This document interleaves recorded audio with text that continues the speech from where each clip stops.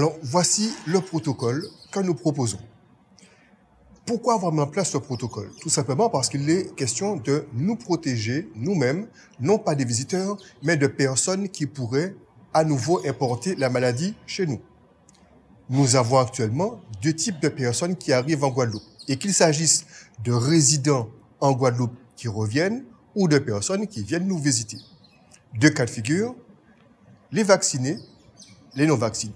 Commençons par les vaccinés. Toute personne qui arrive ici, vaccinée, doit avoir fait un test PCR. On va définir 3 niveaux de couleur.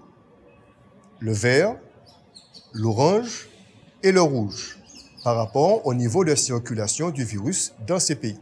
Quelqu'un qui arrive de pays verts, par exemple la France ou le Canada, qui est vacciné, doit avoir fait son test PCR 3 jours avant le départ et un test 48 heures après son arrivée en Guadeloupe.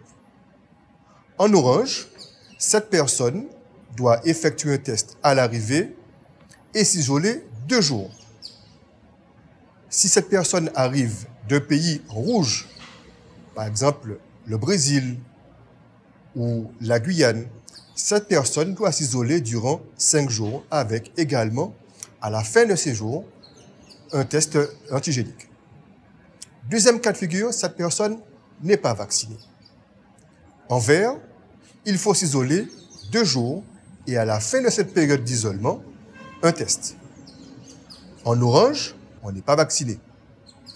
Il faut se mettre en isolement durant 5 jours et à la fin de ces 5 jours, on fait un test.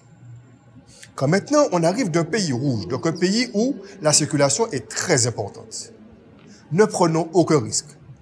Cette personne doit être isolée durant 7 jours, effectuer un test obligatoire à l'arrivée et un test à la fin de cette période d'isolement.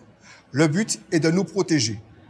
Autre avantage en se protégeant de cette façon, c'est que nous continuons à faire fonctionner nos hôtels, nos restaurateurs, nos agriculteurs, nos pêcheurs, nos livreurs, nos transporteurs de passagers entre l'aéroport et l'hôtel.